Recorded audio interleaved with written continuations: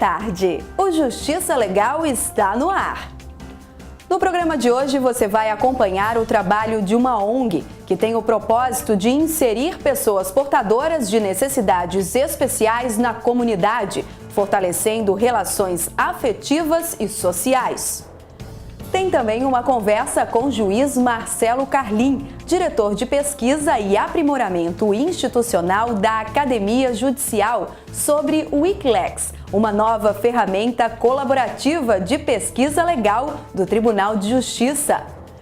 Você vai acompanhar ainda a história do ex-detento Lincoln Gonçalves Santos, que convidou para integrar a própria banca de TCC a juíza que concedeu a ele liberdade condicional para estudar.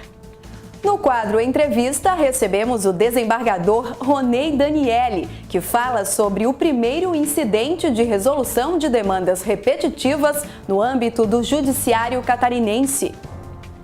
E a partir de agora, você confere a cobertura do evento que deu largada à ação social da Sociedade Brasileira de Cirurgia Plástica Regional Santa Catarina, que beneficia mulheres e crianças de todo o estado vítimas de violência doméstica. O foco do atendimento são mulheres e crianças, porém qualquer pessoa que tenha sequelas crônicas da violência pode procurar a Sociedade Brasileira de Cirurgia Plástica para receber o benefício. Isso é bom para qualquer pessoa que tiver uma mutilação, ela fazendo uma cirurgia plástica e tendo um bom resultado, ela vai ficar muito gratificada. Então, muito mais ainda uma pessoa que sofreu uma agressão, além de ter o trauma dessa agressão, ainda tem as sequelas dessa agressão. E eu sou o ponto de apoio, né? Eu vou fazer uma pré-triagem. A pessoa me liga para o telefone 91546537. Eu pego os dados, qual foi o tempo da violência doméstica, onde ela mora, telefone para contato, e aí depois eu encaminho, dependendo da região onde ela é, para o responsável da sua região.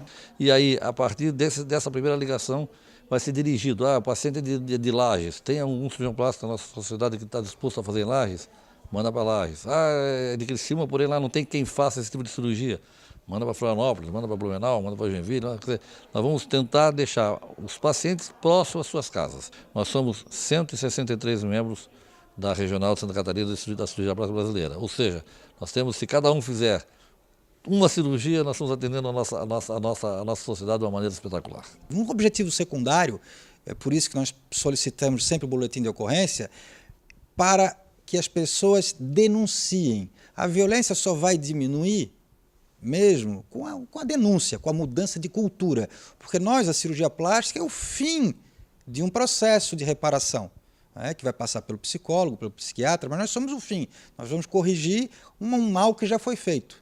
O importante é que mude a cultura da sociedade. Não se pode apagar o passado, mas se pode melhorar para o futuro. No Tribunal de Justiça de Santa Catarina, a desembargadora Cíntia Schaffer fala sobre a Lei Federal 13.239 de 2015, que obriga o Sistema Único de Saúde a fornecer esse tipo de cirurgia às vítimas. Então, essa lei visa propiciar justamente que a vítima que sofreu uma agressão em virtude da relação de coabitação, em virtude de violência doméstica, e ficou com uma cicatriz, ficou com uma sequela aparente, possa procurar o Sistema Único de Saúde, os centros de saúde, e com o boletim de ocorrência, comprovando como aquela lesão aconteceu, exigir que seja gratuitamente atendida e seja realizada uma cirurgia plástica reparadora. A pessoa agredida, cada vez que for se olhar no espelho, vai vivenciar novamente aquela situação de agressão. E isso, sem dúvida nenhuma, acaba dando ou trazendo mais danos psicológicos que essa pessoa já sofreu em função daquela agressão. Com o objetivo de compartilhar conhecimento, o Tribunal de Justiça de Santa Catarina se inspirou na famosa enciclopédia virtual e criou uma nova ferramenta colaborativa de pesquisa legal chamada WICLEX. A nossa equipe de reportagem foi conversar com o juiz Marcelo Carlim, diretor de pesquisa e aprimoramento da Academia Judicial, para saber mais sobre essa novidade do meio jurídico. É um projeto que visa a construção do conhecimento colaborativo, né, entre usuários do Poder Judiciário, entre magistrados e servidores e estagiários do Poder Judiciário, em que nós vamos buscar fazer comentários sobre a legislação, pesquisar a respeito de decisões dos tribunais sobre a legislação e também inserir modelos para compartilhar modelos. Então é uma ferramenta que possibilita que pessoas que estejam espalhadas por todo o Poder Judiciário de Santa Catarina possam compartilhar suas pesquisas, compartilhar seu conhecimento e sua busca pelo conhecimento de forma muito rápida e instantânea, junto com outros que estão em outros locais do Estado. De que maneira o usuário pode colaborar com essa ferramenta? Nós iniciamos a ferramenta lançando os comentários ao novo CPC, né? Esse projeto está sendo coordenado pelo dizimador Paulo Henrique Moritz e a monitora, assessora do dizimador Paulo Henrique, a Daiane, faz a monitoria. Então, a legislação já está disponível na página da Wikilex e os usuários podem, através de login e senha, inserir seus comentários, as decisões que encontraram a respeito do novo CPC e também modelos que estão produzindo nas diversas comarcas do Estado e no Tribunal de Justiça. Certo. E de onde surgiu a ideia de implantar essa ferramenta aqui no Poder Judiciário de Santa Catarina? Esse projeto ele foi idealizado pelo juiz Paulo Toniaso há alguns anos e teve a colaboração da Diretoria de Tecnologia da Informação, a DTI. Então, a diretoria criou essa ferramenta, né, que ela desenvolveu a ferramenta eletrônica para que agora a gente pudesse lançar o projeto. Então, é um projeto que já está amadurecendo há uns 3 anos dentro do Poder Judiciário e agora nós achamos o momento certo com o novo CPC para lançar esse projeto. E vamos expandir para outras legislações, né? Na sequência teremos o Estatuto da Criança e do Adolescente, a Lei do Desarmamento, Código Penal, Código de Processo Penal, várias legislações vão sendo lançadas aos poucos, na medida que os usuários forem trabalhando a ferramenta, a gente percebendo como está sendo essa interação, a nossa ideia é ampliar e aumentar a nossa capacidade de pesquisa por meio dessa ferramenta, que é muito importante em termos de gestão do conhecimento dentro da instituição. Nós temos mais ou menos 10 mil colaboradores dentro do Poder Judiciário para essa ferramenta. E com isso nós conseguiremos, às vezes, descobrir talentos que estão em algumas comarcas, né, que têm talento para pesquisa, que têm talento para escrever sobre a legislação e às vezes a gente não sabe que essa pessoa existe dentro da instituição. E o interessante é que, como tudo é feito com login e senha, né, que é a senha do e-mail, o login e senha de e-mail, nós temos também como verificar quais são os principais colaboradores da ferramenta. Então, né, nós teremos como reconhecer essas pessoas, né, ou seja, valorizar essas pessoas que participaram do projeto. Então, isso é muito interessante também. Além da interação com colegas que estão em outros locais, a gente tem como na Academia Judicial depois valorizar essas pessoas, percebendo nelas pesquisadores e que às vezes a gente não sabia. Ok, juiz Marcelo Calim, muito obrigada pela sua participação. Para acessar a ferramenta, basta entrar no site do tribunal, que é www.tjsc.jus.br/wikilex. Após receber o benefício de liberdade condicional para estudar, o ex-detento Lincoln Gonçalves Santos fez questão de chamar a juíza, que na época respondia pela Vara de Execuções Penais da capital, para integrar a banca de trabalho de conclusão do curso de Direito na universidade.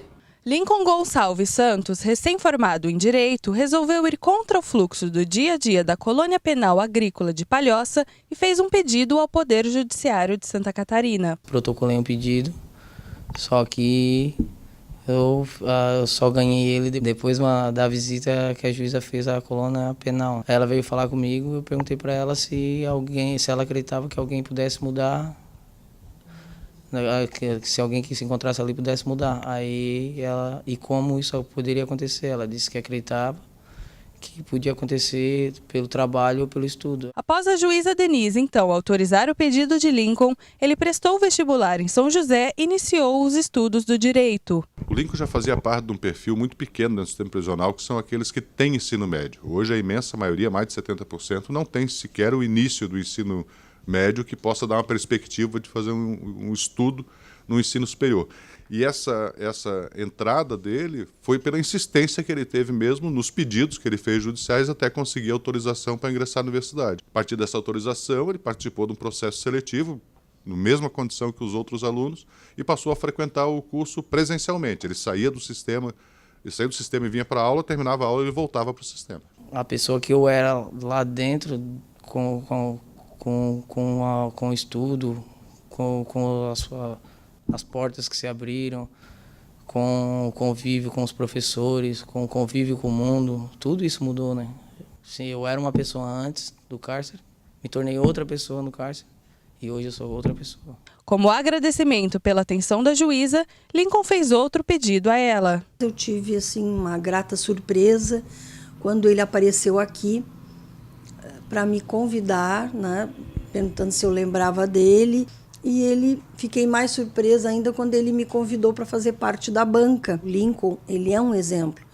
Ele foi atrás, ele buscou e ele aproveitou, né, a oportunidade e se saiu muito bem. Ela conseguiu olhar para mim e ter a sensibilidade de ver que eu queria mudar. Hoje eu já penso em fazer um mestrado e tentar dar oportunidade para outras pessoas como eu tive. Eu acho que o Poder Judiciário ele deveria conceder mais esses pedidos, sabe? É porque não é o não que muda a história do mundo, é o sim, né? É dar oportunidade. Cada pessoa que sair do cárcere e voltar para a faculdade é menos um problema para a sociedade. Aí a sociedade, assim como o Poder Judiciário, tem que escolher se quer que volte como uma solução ou como um problema. Com foco em ações nos princípios inclusivos e de acolhimento à diversidade, uma organização não governamental que atua aqui no estado vem fortalecendo práticas para o desenvolvimento de pessoas portadoras de necessidades especiais. Acompanhe na matéria. A ONG Projeto Autonomia oferece diversas atividades para crianças e adolescentes especiais em Florianópolis. Criada pela professora Andréia Monteiro, no Rio de Janeiro, a produtora cultural trouxe o projeto para a capital catarinense e hoje a organização atende, em sua maioria, crianças autistas de todas as idades. A ONG Autonomia ela surgiu em 2007, no Rio de Janeiro. Eu estava concluindo o meu segundo curso, né? Minha fisioterapia, o primeiro foi educação física, e resolvemos, quando eu estava fazendo a clínica, eu vi que depois que eu me formasse, aquelas mães não teriam condições de pagar aqueles tratamentos, né? E elas já estão sofridas, né? E aí eu resolvi abrir uma ONG, né? Segundo a Andréia, a ONG não tem sede própria e desenvolve as atividades em espaços cedidos pela Universidade do Estado de Santa Catarina e pelo Centro Integrado de Cultura, justamente para não ter gastos com manutenções e assim utilizar essa verba para investir em quem precisa. Tenta otimizar os espaços públicos, né? Que às vezes tem um espaço, está ali podendo ser usado. Então, por opção do nosso conselho, a gente decidiu não ter uma sede, evitar custos e otimizar espaços públicos que possam nos receber, porque é tudo gratuito. Atualmente, a ONG atende cerca de 50 famílias em atividades aquáticas, artísticas e práticas de cavalgada, sempre focando na autonomia e no empoderamento dos atendidos. O que seria arte-terapia? Trazer na expressão criativa de cada um o seu potencial criativo. Isso traz o quê? Traz relaxamento, traz conquistas, rompe desafios. Porque eles se empoderam para poder. Então, cada criação é única, assim como cada um é único. A gente faz a cavalgada com todos juntos, não é um trabalho individual. Então, a gente leva eles para a praia, para brincar no parque, leva para as dunas, a cavalo. Então, eu tento desenvolver com eles o equilíbrio, ter realmente a qualidade motora de novo, ter o respeito pelos animais, respeito pelos colegas. O foco do projeto, além das crianças, é o desenvolvimento do laço familiar. Para ser parte da ONG, a família toda deve participar das atividades. Eu acho que o maior critério, o maior pré-requisito nosso é que a família esteja a fim de trabalhar com a gente. Aí vai para frente. Nós não acreditamos na inclusão e no desenvolvimento, na evolução deles sem a família. Porque a família precisa ser construída junto, né? E, na verdade, eles constroem também junto com a gente essa metodologia. Se você só trabalha com a criança, também traz resultado, mas é num outro espectro, entendeu? É uma outra dimensão. Como o projeto visa empoderá-las para viver a vida diante dessa nova realidade que é agora com uma criança especial, com autista, com deficiente, elas precisam de encaminhamento, de orientações, de acolhimento e mediando os vínculos, né, que a gente vai trabalhando no projeto. Um projeto que trabalha com todas as atividades coletivas, então todas as famílias estão sempre juntas. Desde quando a gente foi acolhido no projeto, a família toda entrou de cabeça. Tanto na piscina, na arte terapia, em todos os ambientes. A gente busca fazer com que o Vitor descubra que além do mundinho dele, que ele já construiu, as preferências dele, ele pode também aprender a gostar de outros espaços, outros lugares além do mundo da casa dele, dos brinquedos dele, interagir com outras pessoas além da família, aprender realmente a conhecer o mundo e o mundo também conhecer ele também, que ele tem muito a contribuir. Na verdade, eles não vão entrar no meu mundo, eu que vou entrar no mundo dele. Então, a partir do momento que tu cria um ambiente seguro, de confiança, eles vão desenvolvendo esse potencial de se relacionar, de poder se expressar. Então, melhora a integração social, melhora a autonomia na vida dele, melhora a qualidade de vida. E os beneficiados do Projeto Autonomia vão além das crianças e adolescentes especiais. O projeto, além de ajudar as crianças, ele nos ajuda muito, é uma transformação. É algo que dá sentido à minha vida, eu acho que é importante a gente contribuir assim, com o que a gente tem para esse tipo de causas que a gente acredita e para quem precisa. Eu entrei no projeto em julho do ano passado. Eu conheci o projeto por um colega de aula, que eu faço fisioterapia na UDESC, onde acontecem as atividades da piscina. E eu sou voluntária, então a gente ajuda as crianças, ajuda nas atividades. Participar do projeto é maravilhoso, faz tão bem para as crianças quanto faz para a gente. É bem gratificante. Para o Poder Judiciário de Santa Catarina, o trabalho realizado por ONGs como a de Andréa é essencial. Tu imagina se não houvesse o trabalho dessas organizações não governamentais, como é que a gente ia fazer para garantir esses direitos de crianças e adolescentes aqui em Florianópolis? Todo o trabalho, né, que veicula a questão da inclusão, da não discriminação, seja ele feito por qualquer pessoa, é fundamental, né? E mais valorizado ainda quando as pessoas da comunidade, da sociedade, conseguem se organizar para oferecer esse tipo de trabalho para a população.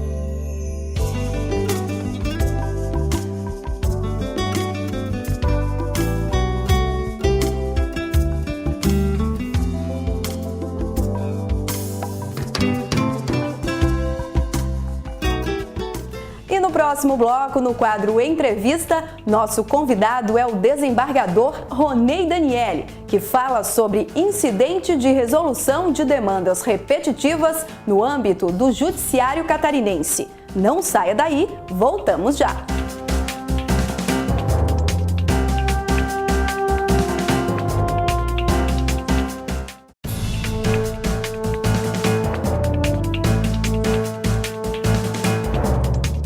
No quadro Entrevista de hoje, nosso convidado é o desembargador Ronei Daniele, que fala sobre incidente de resolução de demandas repetitivas.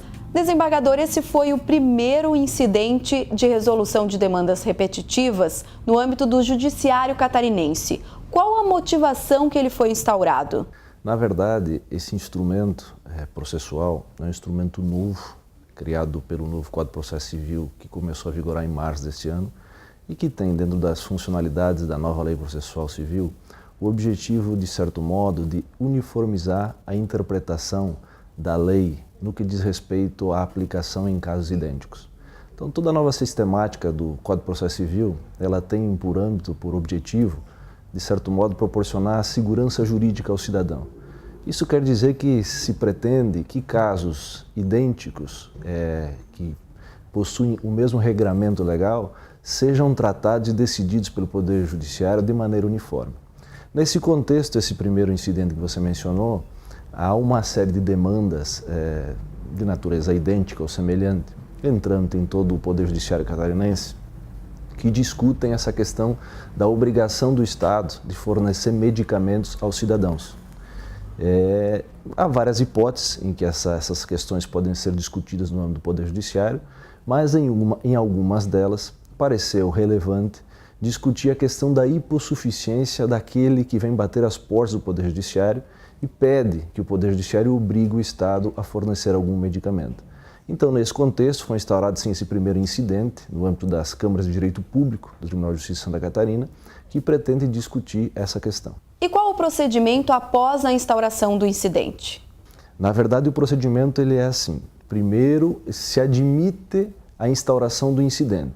Então, se detectou uma grande quantidade de processos com idêntica discussão jurídica em debate, se propôs esse incidente de informação ao grupo de câmaras, que por força de ato regimental é o competente em Santa Catarina para deliberar a respeito disso, e o grupo de câmaras autorizou por unanimidade o processamento do incidente.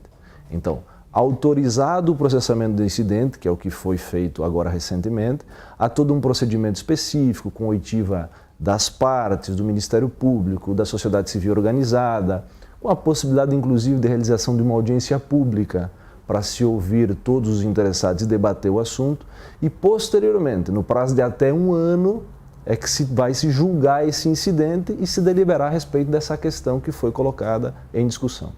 O senhor acredita que o incidente deve proporcionar ao cidadão uma jurisdição mais democrática? A questão que mais gera um sentimento de injustiça à população de modo geral é as pessoas se depararem com 2 casos idênticos no que diz respeito à questão jurídica que vai importar na solução do litígio, serem tratados de maneira distinta. Então, o novo Código de Processo Civil tem todo um regramento próprio, pedindo respeito ao precedente, pedindo mais segurança jurídica nessas decisões, e esse incidente vem exatamente nesta linha. Se objetiva, não só aqui em Santa Catarina especialmente, mas essa questão ela é discutida em âmbito nacional, porque essas ações tramitam em todo o Estado, em todo o Brasil, perdão. Então, o objetivo é que se conceda um tratamento uniforme, seja aqui, seja em outros estados da Federação, mas começando por aqui. Embora seja um processo de natureza individual, desse inclusive que nós instauramos o incidente, onde um determinado cidadão propôs a demanda contra o Estado, nós estamos proporcionando um amplo debate a respeito dessa questão, e a solução jurídica que for dada ao caso, ou seja, o julgamento a ser proferido pelo grupo de câmara, ele obrigatoriamente deverá ser seguido em todo o estado de Santa Catarina por todos os juízes que forem se manifestar a respeito dessa questão. Tanto que há uma determinação expressa contida em lei e foi seguida nesse caso, após a instauração do incidente se determina a suspensão de todos os processos que tratam dessa matéria para que eles aguardem o julgamento desse incidente e que apliquem nele a mesma solução jurídica que será dada no julgamento desse incidente. Após o incidente ser julgado, então, ele terá efeito sobre outros processos. A Lei Processual Civil determina isso, que após o julgamento, a solução que for dada a esse caso deve ser seguida obrigatoriamente em todos os demais casos que tratam desta matéria, sujeito, inclusive, a uma reclamação ao tribunal, caso assim não se proceda num caso idêntico.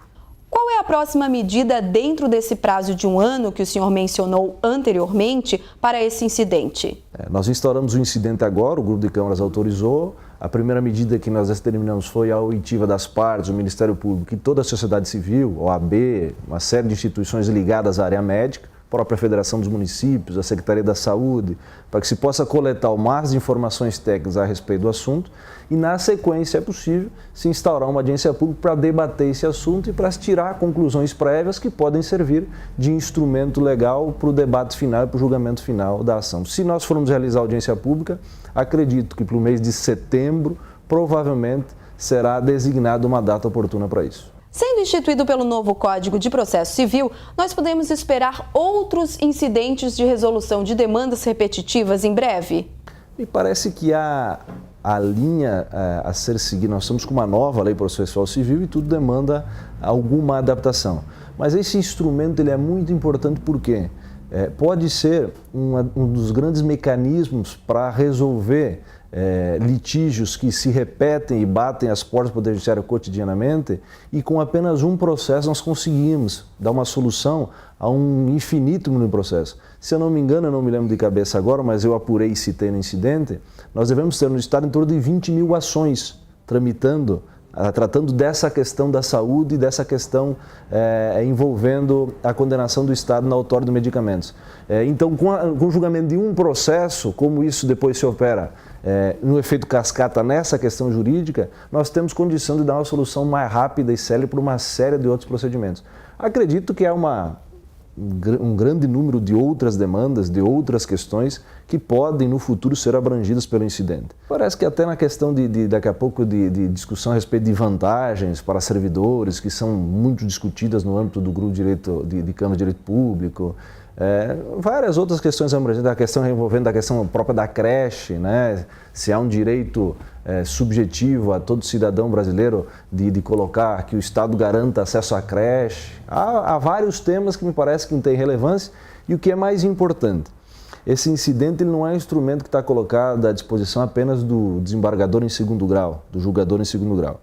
Ele é um instrumento que o próprio magistrado em primeiro grau, o Ministério Público ou as partes podem suscitar.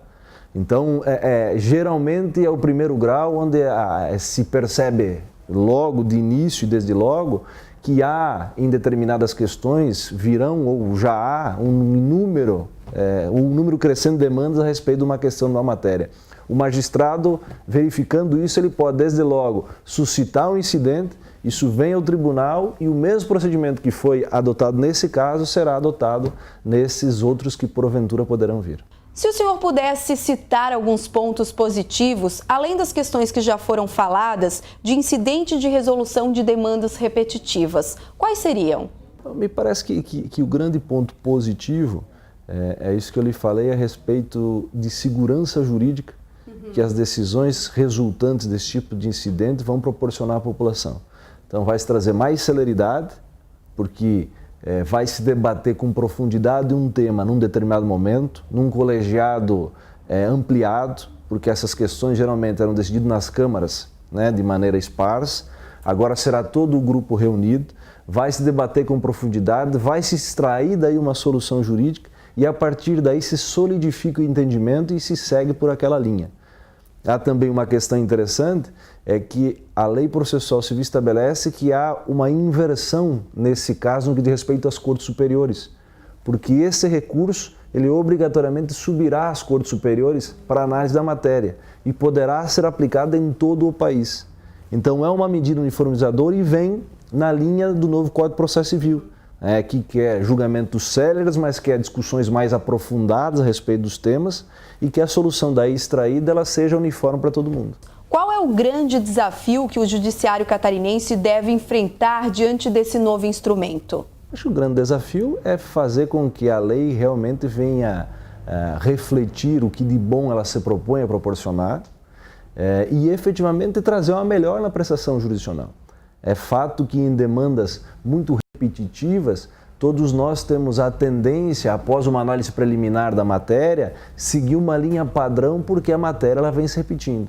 Com isso vai se efetivamente sentar, se debruçar sobre o tema, se discutir e vai trazer mais serenidade e segurança jurídica para o cidadão. O cidadão vai saber, em determinada questão, que se ele bater as portas judiciárias, ele vai ter direito. E também vai saber que se bater, não vai ter se a decisão for diferente daquela dos interesses que ele busca tutelar. A nova lei ela pretende que se aprofunde os estudos, mas que após decidida uma matéria, que se pare de decidir aquele caso a caso como historicamente se defende. Não que se esqueça as particularidades de cada caso, mas naquilo que as ações forem iguais, que se siga uma padronização após um profundo debate e após uma decisão segura sobre a matéria. Tá certo, obrigada, desembargador Ronei Daniele, que conversou conosco a respeito de incidente de resolução de demandas repetitivas no âmbito do Judiciário de Santa Catarina. O prazer foi meu, muito obrigado pela oportunidade de estar aqui.